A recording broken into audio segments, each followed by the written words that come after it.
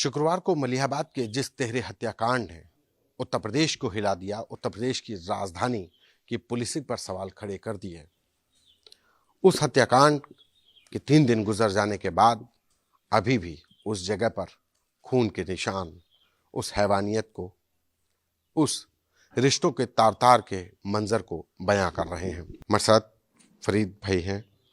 फरीद की पत्नी और बेटे की ही हत्या हुई है। अब तो दोनों लोग गिरफ्तार हो गए हैं।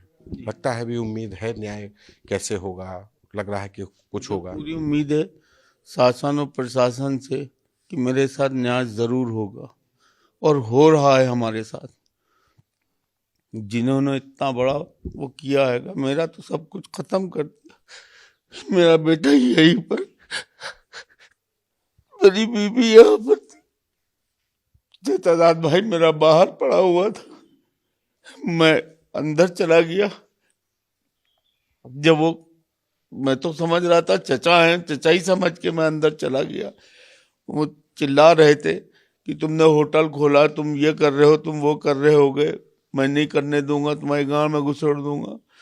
तो मैंने कहा अरे चलिए छोड़िए चचा, खत्म करके मैं अंदर चला गया। मैं अपने हम लोग सीसीटीवी में देख रहे थे, आप वहां खड़े थे और वहां से आपको भी धक्का दिया गया। क्या झगड़ा यही शुरू हो गया? बस वो ये सिर्फ उनको जलन इस बात की थी कि मैं अच्छा पहन क्यों रहा हूँ, मेरे बच्चे पढ़ क्यों रहेंगे, मेरे पास गाड़ी क्यों है। बस इस चीज की उनको एक जलन थी कि सब उनकी खुशामद करें। वो एक हार्ड क्रिमिनल हैं।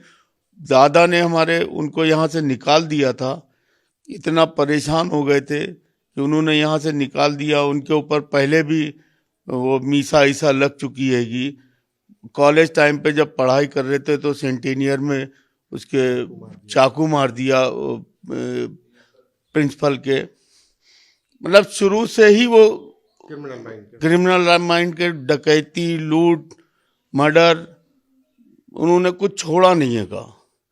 और असलहों की तस्करी सब कुछ करते हैं वो।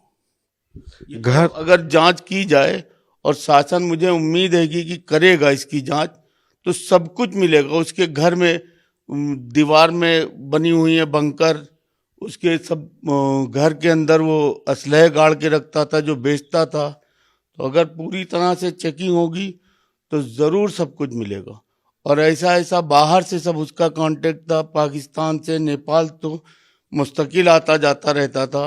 पाकिस्तान नेपाल आता जाता रहता था। नेपाल आता जाता रहता था। उसका कांटेक्ट पाकिस्तान से भी था। पोलैंड से कुत्ते मंगवा के नेपाल के थ्रू यहाँ बेचता था। कबूतर मंगवाता था पाकिस्तान से, और पता नहीं क्या क्या मंगाता हो। कुत्ते पोलैंड से मंगवाए थे जी। मतलब वहां से कैसे आते थे? क्या तस्करी करके? कैसे? क्या हाइब्रिड ये मुझे नहीं पता कि हाइब्रिड होते थे। हाँ, अच्छा। वो नस्ल यहाँ नहीं होती जो पोलैंड से आती थी, यहाँ बेचते थे वो। उनके घर पे अभी भी बहुत से जानवर होंगे, अगर चेक करा जाए तो लीगल जानवर होंगे उनके घर के ऊपर भी। और ये जो राइफल मिली है, ये चेकोस्लोवाकिया की राइफल थी, इससे गोली चली है। मेरे टेलीस्कोप लगा हुआ था उसमें। मेरे बीबी के जो फराज ने गोली मारी है, टेलीस्कोप से निशाना लगा के मारी है। उसमें वो भी लगा हुआ था कि कोई आवाज मेरे अंदर तक की आवाज नहीं गई है। ऐसा उसमें साइलेंसर लगा था कि अंदर तक की आवाज नहीं गई है। वो प्रॉपर वहां से आए थे प्लानिंग करके मेरे बेटे और बीबी को ही मारने, मुझे नहीं मारने आए थे।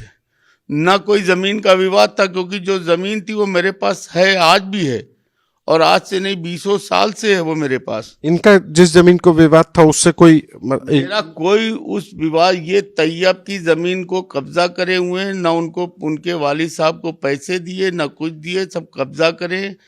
उसी का विवाद था जो लेखपाल ने मुझे बुलाया था। इनका और तैयब का विवाद था, मेरा कोई विवाद नहीं। मेरी आज भी वो जमीन, कोई भी अधिकारी उसको चेक कर ले, हम अपनी जमीन पर काबिज हैं। मेरा 20 साल से जमीन मेरे पास है, मेरे और मेरे चचा के पास। उस दिन जब ये आए तो मतलब क्या कहने लगे? कैसे कहा सुनी शुरू हुई? बस कुछ नहीं, आए, गाड़ी रोकी, कहने लगे कि तुम वहाँ क्यों जा रहे थे नपाई करवाने। तो हम लोगों का, हमारे पास सम्मन आया था कि वहाँ से, कोर्ट से, कि आपको वहाँ पहुँचना आएगा। तो मैं चला गया था। मैं ना नपवाने गया था। अगर मेरा कोई विवाद होता तो कहेंगे तुम लोग सपोर्ट करते हो, तो हमने सपोर्ट अगर करते तो हम लोग उस मुकदमे में अपीयर होते, या हम कुछ भी करते मुकदमे में तो होते साथ में उसके। उनको इसी बात की खुन्नस कि वो तय वहां बात की खुन्नस नहीं थी, उनको इस बात की खुन्नस थी कि मेरे पास मैंने होटल बना लिया, मैं यहाँ की जमीन बेच के मैं दूसरी जगह मैंने जमीन ले ली, वो ज्यादा अच्छी हो गई, मेरे पास गाड़ी है, मैं अपने बेटे को अच्छा पढ़ा रहा हूँ, जैसे भी पढ़ा रहा हूँ। ये किसी को क्या मालूम कि मैं कैसे पढ़ा रहा हूँ। बस इस बात पे उसने कहा कि तुम ये जो सब कर रहे होगे तुम्हें देख नहीं पाओगे उसको। बस यही एक उसकी खुन्नस थी। वो पूरे खानदान से यही खुन्नस रखता था कि सब मेरे नीचे रहे, मेरे से ऊपर कोई ना जाए। पढ़ाई लिखाई इनकी इंग्लिश स्कूल में मतलब सैन फ्रांसिस सेंटिनियल में हुई। पढ़ाई इनकी सैन फ्रांसिस से हुई, कई कॉलेजेस बदले, टीचरों को मारा, वही अपने बेटों को वो दिएगी कि बेटे भी सब जगह मारपीट कर रहे हैं। लामाटीनियर में वो पीटर गोम्स को भी मारा इन लोगों ने। पीटर गोम्स कौन? पीटर गोम्स, हाँ, उनसे लड़ाई हुई थी। वो तो एक बड़ा हत्याकांड था। हाँ, तो उनको भी मारा उनके बड़े बेटे एहराज ने। वो एराज कहाँ है? एहराज तो वहाँ पोलैंड है, वहीं से प्री प्लान हुआ है सब, फाइनेंस वही लोग कर रहे हैं, वहीं से सब कुछ हो रहा है। एराज का नाम पीटर गोम्स हत्याकांड में आया था क्या? ये मैं नहीं बता सकता हूँ। पीटर गोम्स को इन लोगों ने मारा था ये मैं बता सकता हूँ। उसी में ये रेस्टिकेट भी किए गए थे। अच्छा, हाँ, ये अगर वहां पर गोम्स तो बड़ा हत्याकांड था लखनऊ का। इस पीटर गोम्स हत्याकांड में अतीक अहमद का जो शूटर, जो 5 लाख का इनामी है, गुड्डू मुस्लिम, उसका भी नाम आया था और तमाम लोगों के नाम आए थे। पीटर गोम्स हत्याकांड, लामार्ट्स के स्पोर्ट्स टीचर की गोली मारकर हत्या कर दी गई थी उनके हॉस्टल में ही। और अब कहा जा रहा है कि पीटर गोम्स के साथ मारपीट में भी लल्लन और सिराज के बड़े बेटे एहराज, जो इस समय पर पोलैंड में है, उसका नाम आया था। जी, मर्डर में नहीं, उसने मारपीट की थी जी, उसी में रेस्टिकेट हुए थे। पीटर गोम्स को मारा था इन लोगों ने। अभी इनके बेटे वहां पर हैं, तो वो लोग भी, आप लोगों से बात हुई है आप लोगों के? तो नहीं, हम लोगों से कोई बातचीत नहीं हुई, ना हम लोग उनके टच में रहते हैंगे, ना हम लोग उनके कोई लेने देने में रहते हैं। वो सब क्रिमिनल माइंडेड हैंगे और उनका अपना अलग मामला आएगा। हम लोग उनसे बहुत दूरी बनाए रहते हैं। अब पुलिस ने गिरफ्तार कर लिया है, क्या मांग करेंगे? मैं पुलिस से यही मांग करूंगा कि इसके ऊपर सख्त से सख्त कार्रवाई हो और इन सब को फांसी हो, और उन दोनों को भी इसके लिए जांच की जाए कि वहां से जो वो फाइनेंस कर रहे हैं, जो प्लानिंग कर रहेंगे, तो हम चाहते हैं कि उनको भी इसमें जांच की जाए, उन लोगों की भी जांच की जाए। और जो वहाँ पैसा भेजते हैंगे, जो 2 नंबर का काम करते हैंगे, वो सब जांच की जाए, पता चलेगा। क्योंकि कुत्ते कौन वहीं से तो ये लाते हैंगे। पासपोर्ट इन्हीं ने, वीजा अपने बाप को वहीं से तो भेजा था, यहाँ से तो कोई वीजा गया नहीं था, वहीं से वीजा आया था। तब तो वो यहाँ से गए थे जाली पासपोर्ट बनवा के।